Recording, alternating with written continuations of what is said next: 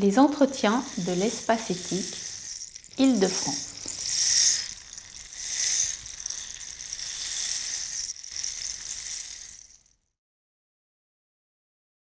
Donc Claire Bouteille-Bretonnière, je suis neurologue au Centre Mémoire Ressources et Recherche de Nantes, dans sa partie neurologique, puisque la particularité du Centre Mémoire Ressources et Recherche de Nantes, c'est d'avoir un pôle gériatrique et un pôle neurologique sur 2 établissements différents. C'est que du coup, on est amené à effectivement vraiment des populations assez différentes en termes d'âge et de localisation géographique, puisque l'agglomération est un petit peu coupée. Et donc, la particularité de notre centre donc, est d'accueillir des gens plutôt jeunes, hein, c'est-à-dire plutôt les patients de moins de 75 ans, sachant que la moyenne d'âge de notre centre sur l'année, c'est 66-67 ans. Donc, on est amené à poser des diagnostics de pathologies neurodégénératives chez les gens jeunes, et l'annonce diagnostique très clairement pour faire les 2 types de consultations d'annonce. C'est clair que l'annonce diagnostique chez un patient de moins de 65 ans, a fortiori moins de 60 ans, c'est clairement un moment extrêmement éprouvant pour toute l'équipe. Et donc c'est quelque chose qu'on a essayé de formaliser selon les recommandations bien entendu, et puis selon un travail un petit peu interne pour essayer de faire en sorte que ça puisse se passer dans les meilleures conditions pour tout le monde. Est-ce que les questions qu'on se posait il y a quelque temps continuent de se poser, ou est-ce qu'elles se sont déplacées? Est-ce que on entre dans de nouvelles problématiques parce que, je sais pas, on prend beaucoup plus en compte le travail, on a réussi à, je sais pas, imposer certains droits. Bon. Est-ce qu'il y a des choses comme ça qui se posent? La question du diagnostic chez le patient jeune, effectivement en activité professionnelle, c'est vraiment, et là ça rejoint le diagnostic pour tous les patients finalement, c'est le terme qui est actuellement mis en avant, c'est le moment opportun. Le moment opportun, il est le même pour cette espèce d'avancement tranquille sur l'annonce diagnostique qu'on va faire pas à pas au fil des consultations. Il est le même bien entendu pour tous les âges, mais il est peut-être un peu différent chez le patient jeune, parce que parfois on sent les gens en difficulté au travail, hein. On sent que parfois ils sont pas loin de se faire licencier pour faute, et que du coup on a parfois cette urgence relative bien sûr, hein, mais dire voilà, il faut les protéger. Il faut les protéger, donc soit effectivement en passant par un arrêt de travail en attendant que doucement on avance sur le diagnostic, soit avec concertation avec la médecine du travail, etc., en les protégeant au sein de leur milieu professionnel. Il y a des cas comme ça de marins-pêcheurs, hein, j'en ai plusieurs à l'esprit, qui vraiment ont été en grande difficulté dans leur travail, avec des situations extrêmement difficiles, avec des licenciements secs, vraiment des choses extrêmement graves du fait d'un retard au diagnostic. Donc c'est très, très compliqué, on discute beaucoup, est-ce qu'il faut faire un diagnostic précoce, hein, quel que soit l'âge d'ailleurs, hein, faut-il diagnostiquer précocement chez une personne en activité professionnelle qui se met en danger, qui éventuellement va mettre en danger les autres. La problématique, elle prend encore on va dire une autre envergure. Oui, dans ces cas-là, on sent bien qu'il va falloir poser un diagnostic, ou en tout cas avancer sur le fait que non, là, il y a des difficultés, qu'il y a une raison d'être en difficulté au travail, que c'est pas de l'étourderie, etc., et qu'il faut protéger la personne. Donc de ce fait, oui, je pense qu'on progresse par le diagnostic précoce, justement. Hein, par le diagnostic précoce, parce qu'il y a encore quelques années, on voyait vraiment des gens arriver, licenciés, aucune reconnaissance, aucun moyen de récupérer l'état de fait, de soucis professionnels antérieurs, avec à des stades assez évolués. Et donc aucun moyen de récupérer l'affaire. Maintenant, effectivement, on peut tranquillement avancer. Et donc, actuellement, j'ai en tête, là, parce que je les ai vus récemment, 2 messieurs de 55 ans qui sont pas loin, pour l'un, pas loin de la retraite, l'autre c'est pour un petit peu plus tard. Et on a réussi, avec l'employeur à faire en sorte qu'il soit dans un secteur un petit peu protégé. Et puis l'autre, carrément, après avoir un petit peu, dans les premiers mois, essayé de maintenir son activité, il s'est rendu compte que finalement, il était soulagé de stopper. Et donc, on est parti sur une invalidité. Mais effectivement, c'est un enjeu important, cette activité professionnelle, du diagnostic, on va dire, précoce. En tout cas, quand on dit précoce, il faut savoir de quoi on parle, mais en tout cas, le plus tôt possible, au moment où il y a la plainte, et entendre cette plainte et vraiment s'en occuper pour protéger la personne. Alors justement, parlons-en, parce que c'est une vraie question, ça. C'est-à-dire entre la subjectivité du malade, il n'est pas encore malade, justement, mais entre la subjectivité de quelqu'un qui considère, je dis subjectif, c'est pas du tout pour minimiser ce qu'il pense, mais c'est lui qui le pense, c'est personne d'autre. Mais entre cette subjectivité-là et celle justement du soignant en face, dans un centre mémoire par exemple, qui va lui dire, mais monsieur, vous pensez peut-être que ça va pas, mais enfin vous avez 50 ans, ou 55 ans, bon, et c'est normal. À votre âge, c'est normal. Donc, qu'est-ce qu'on fait avec ça ? Même si, probablement d'ailleurs, l'un et l'autre ont raison. Moi, je pense que l'un et l'autre ont raison. Il faut accepter aussi qu'effectivement, à un certain moment de sa vie, on a des pertes de mémoire. Mais quand même, je veux dire, le malade, c'est pas que le malade a toujours raison, mais en tout cas, la plainte du malade, elle est toujours fondée. Elle n'est peut-être pas au bon endroit. Mais vous voyez, alors comment... Parce que ce que je veux dire par là, c'est que repartir avec ce qui pourrait être une bonne nouvelle, probablement que parfois c'est beaucoup plus inquiétant, quoi. Et aussi ça va probablement faire perdre beaucoup de temps parce que le malade se dit on m'entend pas, tant pis, je veux dire, donc je cache, je vais compenser comme enfin il se le dit pas non plus forcément consciemment, mais c'est ça qui se produit. Enfin, est-ce que je me trompe ou vous voyez ce que je veux dire ? Alors, on a un biais, nous, en centre mémoire ressources et recherche, comme tout, je pense, les centres mémoire ressources et recherche, c'est que la plainte du sujet jeune, on l'entend. Quand les gens arrivent chez nous, on entend cette plainte et plus, je dirais, plus je vieillis, plus je l'entends, parce que bien sûr, on apprend de ses erreurs. Je me souviendrai toute ma vie, j'étais chef de clinique, donc assez jeune dans le métier, et une dame qui était professeure se plaignait d'un manque d'humour. Et bien entendu, son mari disait qu'absolument pas, il voyait rien du tout, il était prof aussi, et personne ne voyait rien, les bilans étaient strictement normaux, et je lui ai dit, écoutez, on se revoit. Quand même, je ne lui avais pas dit au revoir madame. Donc écoutez, on se revoit, on refait un bilan dans 9-12 mois, et 9-12 mois plus tard, il n'y avait toujours rien sur les bilans, parce que bien entendu, elle avait un très haut niveau littéraire, et elle continuait de se plaindre. Et je lui ai dit, écoutez, voilà, et vraiment, mais il n'y avait rien, enfin, il y avait juste sa plainte. Il y avait juste sa plainte, on n'entendait rien, l'expression, il n'y avait rien. Et elle a senti... Parce qu'elle était vraiment extrêmement pressante, et avec une plainte qui était, enfin voilà, qui touchait. Du coup, on a fait une imagerie fonctionnelle, parce que bien sûr, elle avait une IRM qui était strictement normale. On a fait une imagerie fonctionnelle qui montrait une hypofixation dans la zone du langage à gauche chez une dame droitière. Il n'y avait pas photo, quoi, c'était totalement cohérent avec sa plainte. Et du coup, effectivement, sur les plaintes de langage de gens au niveau socioculturel, ou en tout cas avec un certain niveau d'expression au quotidien, c'est quelque chose qu'on entend maintenant, on est complètement au taquet. Alors sur la plainte mésique, vous avez raison, c'est beaucoup plus complexe. Parce que la plainte mésique, effectivement, on descend chercher les cornichons, on ne se rappelle plus de ce qu'on était descendu chercher à la cave. Ça, c'est quand même quelque chose d'assez fréquent. Et cette plainte-là, ça peut, quand ça se renouvelle, être un peu source d'inquiétude. Et pour autant, on ne peut pas faire des PET scans et des ponctions lombaires à tous les gens qui descendent chercher les cornichons. Donc c'est clair que parfois, on est en difficulté. Mais quand les gens, on va dire, on a cet avantage, c'est que quand les gens arrivent jusqu'à nous, en général, ils ont quand même passé un certain nombre d'étapes.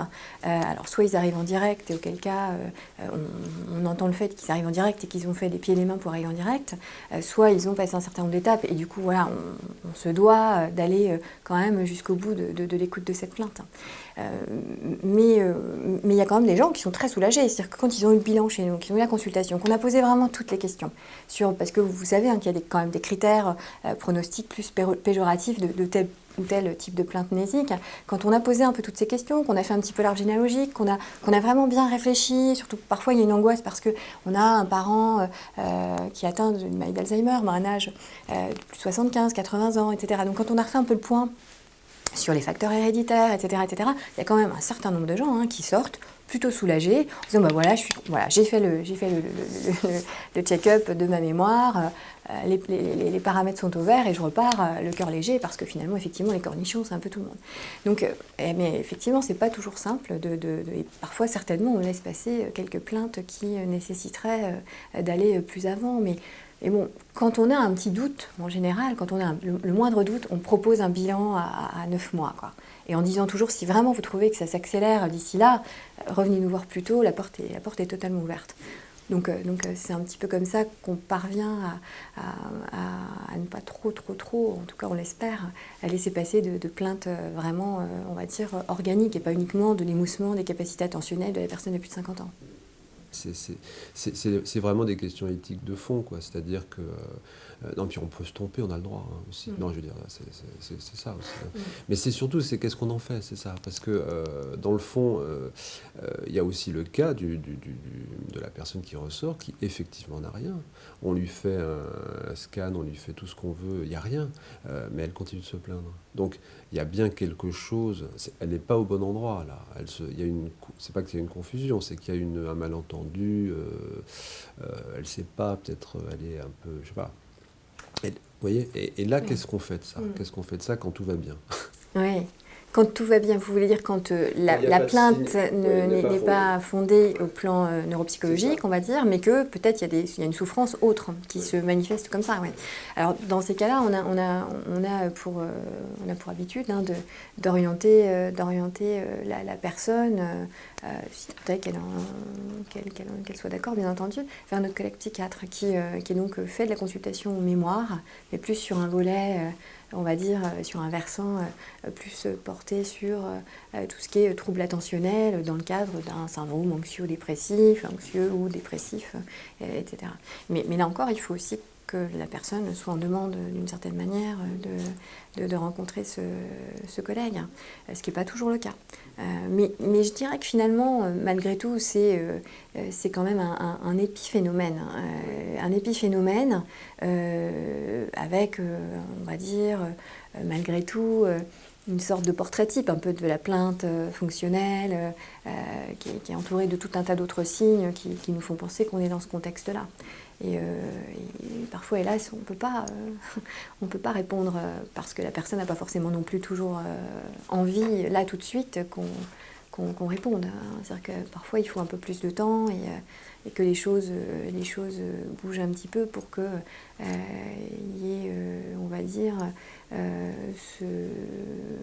ce sentiment, enfin cette évidence que peut-être le problème est ailleurs et que c'est peut-être un syndrome anxio-dépressif ou autre chose. Il y a de vraies avancées là, de ce point de vue-là, il y a de vraies prises en charge, il y a de vraies réponses. Et justement, alors je repensais à ce que vous disiez tout à l'heure, est-ce que d'une certaine manière, ça fait jurisprudence, cette histoire de protection au travail? C'est-à-dire que quelqu'un qui, il y a 5 ans, venait et puis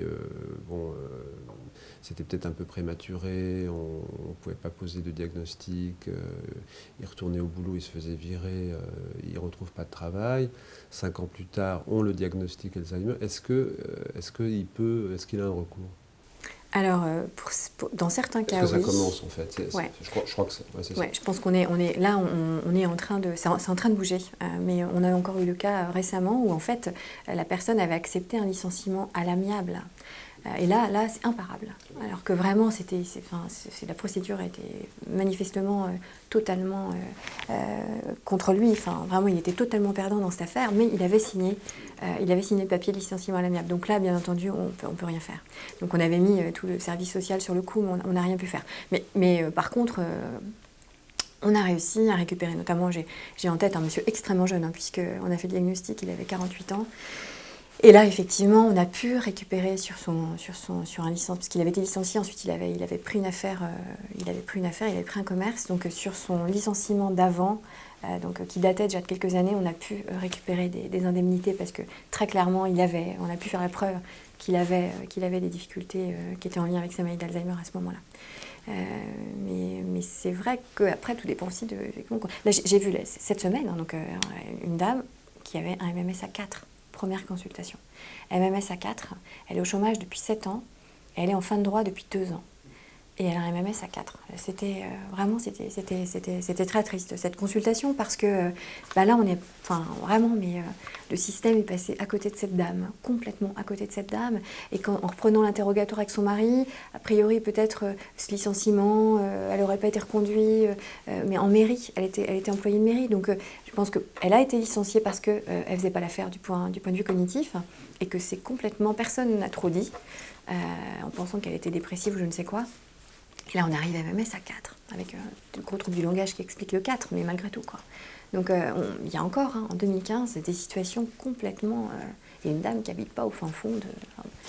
on est au fin fond d'une campagne. C'est dire ce qui se passe au fin fond des campagnes, ouais. Éventuellement, parce que je pense qu'il y a des gens très bien au fin fond des campagnes. Oui, mais c'est pas le problème. Mais pas que. Non, mais bien sûr.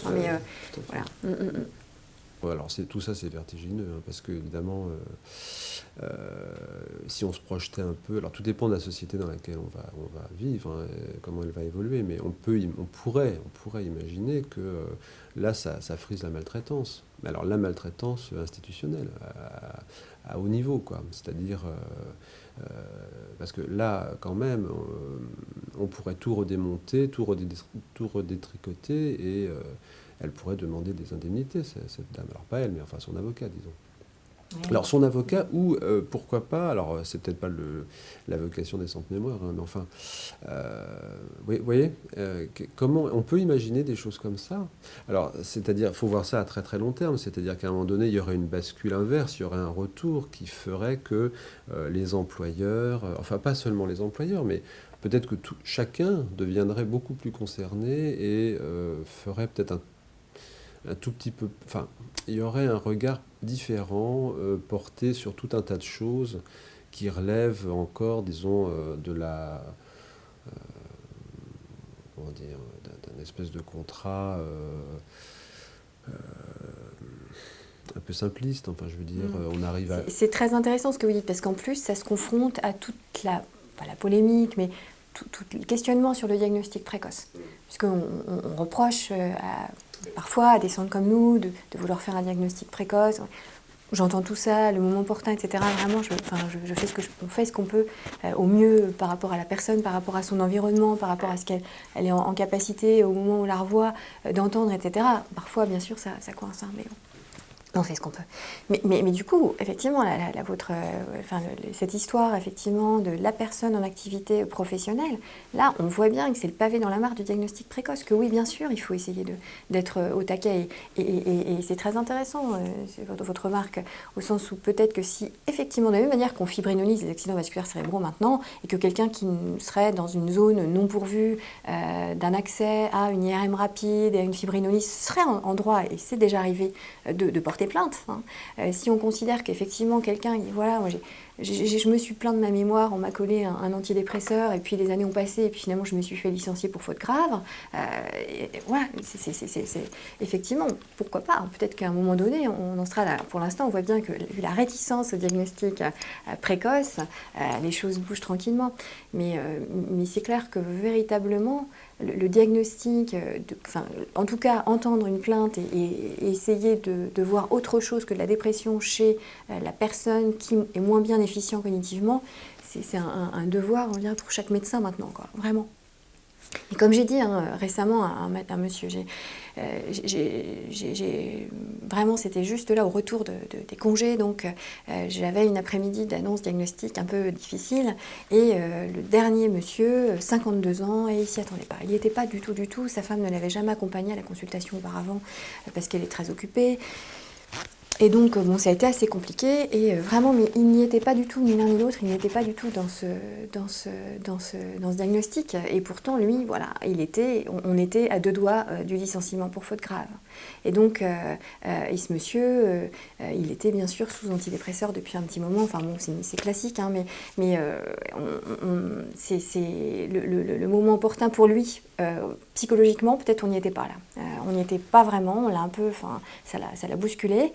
Par contre, on était pour le moment opportun pour le travail, parce que là, vraiment, son médecin traitant venait de l'arrêter pour 2 semaines parce qu'il y avait des grosses tensions avec son supérieur hiérarchique, parce que vraiment, ça collait plus du tout, quoi. Donc, c'est compliqué tout ça. Ouais, c'est très compliqué.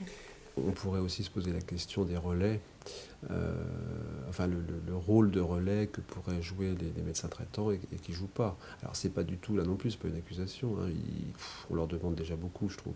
Mais c'est bien d'arrêter les gens 15 jours, mais est-ce que c'est pas mieux d'avoir des relations suivies et même, enfin je veux dire, quasiment obligatoires, hein, avec tout un réseau de soins, comme par exemple les centres mémoire.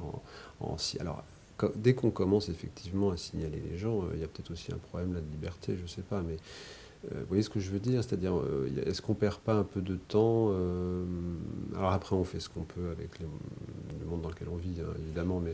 Et là, sur cet exemple précis, il avait arrêté en attendant que je le revoie, donc c'était plutôt malin. Mais pour le coup, effectivement, c'est tellement 52 ans, enfin moins de 60 ans de manière générale, et alors a fortiori moins de 55, c'est vraiment un diagnostic que personne n'entend, quoi. Et même le médecin généraliste. C'est-à-dire que j'ai eu une charmante patiente il y a peu de temps. Il y a une charmante patiente il y a peu de temps qui est donc en activité professionnelle, etc. Et donc voilà, on avance tranquillement, les biomarqueurs, le PET scan, vraiment tout est en faveur du diagnostic de maladie d'Alzheimer. Et en fait, le médecin traitant m'appelle parce qu'elle est en difficulté au travail, donc il m'appelle. J'avais pas encore les résultats des biomarqueurs, mais voilà, je les supposais parce que tout le reste était en faveur. Et donc il m'appelle juste avant que je reçoive les résultats. Il me dit voilà, qu'est-ce que je fais? Elle est très en difficulté au travail, donc il m'appelle, hein, vraiment. Il fait tout bien comme il faut. Et donc je lui dis, bah, écoutez, vous savez, je pense que vous arrêtez là, parce que je pense vraiment qu'elle a une maladie d'Alzheimer. Parce que j'avais un peu annoncé, mais un peu tranquillement dans le courrier, parce que souvent les patients ont les courriers, donc j'y vais tranquillement sur la possibilité d'eux, etc. Et là, je lui dis au médecin, je lui dis, écoutez, je pense vraiment qu'elle a une maladie d'Alzheimer. On a un PET, une IRM en faveur. Les deux marqueurs, je les reçois la semaine prochaine, mais voilà, je pense que... Il me dit, ah mais vous êtes sûr, vous ne pensez pas plutôt que c'est son problème de sommeil? Parce que vraiment, elle a des gros troubles du sommeil. Et en fait, il la connaissait depuis 20 ans et c'était juste pas possible pour lui qu'elle ait cette maladie. Donc on comprend toute la complexité aussi du médecin généraliste vis-à-vis de cette maladie. On en revient toujours, hein, avec cette image de la maladie qui est tellement mauvaise. Hein. Il faut se battre contre, je trouve, l'image de la maladie d'il y a 15 ans, quand on faisait des diagnostics chez des gens qui étaient très évolués. Alors que maintenant, on ne va pas piquer les clés de la voiture à quelqu'un à qui on annonce une maladie. Il a une plainte mnésique, il a une difficulté mnésique, tout reste fonctionne et ça peut durer encore un moment. Donc tout ça, c'est beaucoup de travail encore et de chemin pour que tout le monde ait conscience de ça, quoi. Qu'un diagnostic précoce, c'est pas piquer les clés de la voiture et mettre sous tutelle quelqu'un, c'est plutôt voilà, le protéger pour certaines choses, mais lui permettre d'être libre pour plein d'autres choses. Évidemment, il y a tous les cas de figure. Hein. Ça doit aussi beaucoup dépendre du caractère du patient. Mais je pense que, et d'ailleurs c'est assez sain d'une certaine manière, je pense qu'il y a beaucoup de malades jeunes qui cachent. Éventuellement qui se le cachent, qui sont dans le déni, parce que là, ils perdent un temps considérable. Enfin, au niveau, il y a une contradiction, disons. C'est-à-dire qu'ils se cachent de quelque chose qui va les rattraper de toute façon. Et qui va les rattraper d'autant plus qu'ils se cacheront. Enfin, bon. Alors, qu'est-ce qu'on fait avec ça? Comment on aborde ça? C'est bien difficile. Et là, ouais. Je pense que quand même chacun a son libre arbitre par Ouais, rapport à ça. Là, j'avais un petit message au secrétariat, une dame que j'ai vue qui manifestement a tous les signes. Elle est venue pour une plainte mnésique, elle a un bilan qui est déjà assez avancé au niveau de la mémoire, elle a une IRM, une scintigraphie en faveur, et donc on a un peu avancé, donc j'ai proposé, vu qu'elle a moins de 60 ans, une ponction lombaire, et là j'avais un petit mot, quoi, elle ne voulait pas venir, que finalement elle trouvait qu'elle allait mieux. Hein.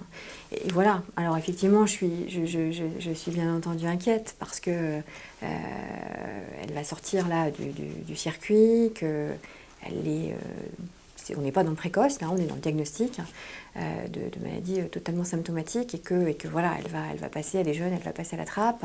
Et voilà. Mais pour autant, c'est son choix aussi. Pour l'instant, là, elle est pas prête. Donc, elle n'est pas prête. Donc, effectivement, elle va mieux. Elle considère qu'elle va mieux et que pour l'instant, elle attend un peu, ça va mieux et elle verra ça plus tard. Et ça se respecte aussi. Et c'est vraiment difficile d'être intrusive et de rappeler en disant mais non, attendez, c'est pas possible. Il faut absolument faire l'examen, etc. C'est très difficile, ouais. C'est difficile. Non, ça j'entends bien sûr, hein, vous avez raison. Non, je pense à des gens qui alors effectivement, c'est peut-être parce qu'ils sont pas prêts, mais c'est parce qu'il y a une pression. C'est-à-dire, je pense plutôt à ce que vous disiez tout à l'heure. Il y a tellement pas, on est tellement encore terrorisé. Enfin, je veux dire, voilà, ce médecin qui connaît cette patiente depuis 20 ans, qui peut pas imaginer que c'est lui là qui projette. Je veux dire, il n'est pas en phase. Hein, bon. Mais en même temps, c'est la société. Faut être beau, faut être jeune. Et puis alors, si vous êtes jeune et que vous n'êtes pas beau et que vous avez Alzheimer, alors là, on peut pas penser ça. Donc, est-ce que et ça évidemment, le malade, il le sait, il l'intègre. Hein. Donc comment récupérer des gens qui voudraient venir mais qui n'osent pas franchir la porte, comme si on était dans quelque chose de totalement honteux, quoi. C'est vrai que c'est un projet sociétal. Vraiment, c'est changer l'image de cette maladie, vraiment, avec tous les acteurs du secteur. Il faut que vraiment ce soit une sorte d'action un peu conjointe, d'avoir cette volonté et non pas de modifier artificiellement en se cachant derrière son petit doigt, mais vraiment parce que voilà, quoi, c'est une réalité. C'est une réalité de gens, en plus, si on peut dire un petit mot des essais thérapeutiques, mais bon, maintenant on sait bien que les essais thérapeutiques, et si tant est qu'on espère que ça puisse aboutir sur la voie amyloïde, c'est vraiment, on comprend bien qu'il faut que les gens soient vus tôt. Moi, je prends toujours l'analogie quand j'explique aux gens avec le cancer. On comprend tout à fait qu'on sera plus efficace avec une micro-tumeur qu'avec un cancer multimétastasé. C'est la même problématique, grossièrement.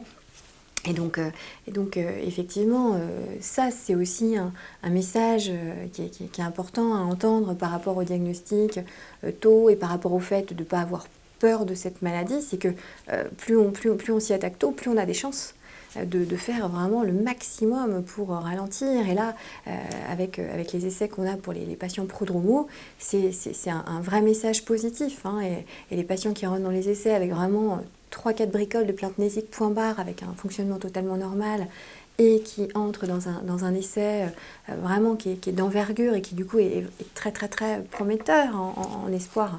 C'est un vrai message positif. C'est vrai que voilà, on comprend bien que la clé du changement de l'image, c'est le traitement, bien sûr. Alors ce qui est très intéressant, c'est aussi les cohortes qui sont suivies depuis... je pense à ce qui se fait à Bordeaux avec... où donc là, on a une espèce de vision dans le temps qui est extraordinaire, hein, de pouvoir dire, vous voyez, là, voilà, ça s'est déclenché à tel âge, mais 10 ans avant, il y avait ça, et donc si on avait fait ça, on aurait évité ça. Enfin, on aurait évité ça, pas forcément, mais disons, on aurait pris... On se serait donné les moyens, peut-être, Ça, c'est quand même nouveau, ça, c'est quand même un outil fabuleux, quoi. Alors évidemment, il y a une contradiction, si on veut, c'est-à-dire qu'on ne peut pas faire l'économie du temps. Il faut suivre les gens très tôt, enfin je veux dire peut-être même, je sais pas à partir de quel âge d'ailleurs ça commençait, mais en tout cas pas malade, etc. Bon, et les suivre sur des années, voire des dizaines d'années, mais ça c'est quand même assez passionnant. Je ne sais pas si le modèle, ça c'est un problème mathématique, moi je n'ai pas de compétences là-dedans, mais est-ce qu'à partir d'un modèle comme ça fait quelque part, on peut en tirer des conclusions générales? Ah oui, je pense, parce qu'ils sont une cohorte qui est très importante, donc vraiment... mais donc ça, c'est encore autre chose sur le pré-symptomatique, enfin pré-symptomatique, un petit peu symptomatique quand même, mais quand on fouille bien. Mais donc c'est là, on va carrément chercher les gens chez eux d'une certaine manière. Mais déjà si on arrivait à la moindre plainte et le petit ralentissement, la moindre sensation d'efficience cognitive, si on était au taquet, hein, tous les acteurs étaient au taquet vis-à-vis de ces personnes, hein, et que voilà, on partait sur une image où, et c'est le cas, hein, où vraiment il y a plein de choses qui se mettent en place, on a des essais thérapeutiques à proposer, il y a tout un tas de choses à faire, et on a parlé de la protection notamment pour l'activité professionnelle ou autre, etc. Déjà, si on sait ça bien, ce serait déjà extraordinaire. Alors après, effectivement, ça c'est encore un autre champ, hein, d'aller repérer 10-15 ans avant pour... on espère que ça va être le volet d'après. C'est-à-dire que j'en parlais parce que précisément, quand la plainte se manifeste, c'est pas qu'on a perdu 15 ans, mais c'est que ça commence pas. Ça commence pas, ça a commencé. Et donc, effectivement, il faut aller vite. C'est clair. Mais je pense que là clairement, on se heurte au problème du traitement, quoi. Là, au plan de l'éthique, clairement, aller chercher, donc ça se fait bien sûr pour les gens porteurs de mutations, comme vous savez, où effectivement, 15 ans avant le début, chez les apparentés de la maladie, on peut proposer un essai thérapeutique pour tenter d'empêcher la maladie de progresser. Donc ça, c'est pas de la science-fiction, c'est maintenant. Mais c'est vrai que proposer ça sans traitement, certains à une population plus large, pour l'instant, c'est demain, mais c'est demain. Non, mais tout à fait. Il y a des choses qui commencent à se mettre en place, tout le monde commence quand même à se coordonner plus ou moins. Bon, alors précisément, est-ce que par exemple, je repense au travail, est-ce que parce qu'avant probablement que ça n'existait pas du tout, il n'y avait pas de raison objective, mais est-ce que du coup vous êtes amené à travailler avec des juristes ? Alors, il se trouve que je suis habilitée, notamment pour les tutelles, etc. Donc, de ce fait-là, très clairement, on n'a pas eu besoin, dans les cas qu'on a eu, de faire appel à un juriste. On a réussi avec les services sociaux, etc., des établissements, de notre établissement et puis des établissements professionnels, à trouver un accord pour les derniers patients, sauf celui qui avait fait un licenciement à l'amiable. Mais là, pour le coup, vraiment, tous les recours... c'était impossible de revenir en arrière. Mais ceci, bien entendu, pourrait tout à fait se poser, même. Tout à fait se poser.